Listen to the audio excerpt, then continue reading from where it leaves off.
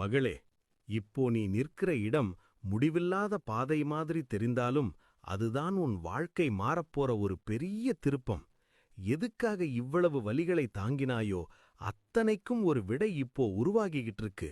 இன்று உன் கண்கள் நம்பிக்கை இல்லாம அழலாம், ஆனா நாளைக்கு அதே கண்கள் சந்தோஷத்துல கண்ணீர் சிந்தும்.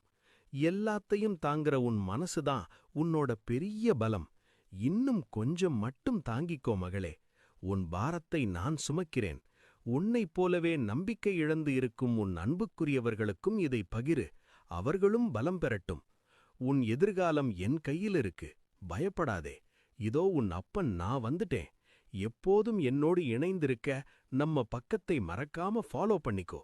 நான் உன்னை கைவிட மாட்டேன்.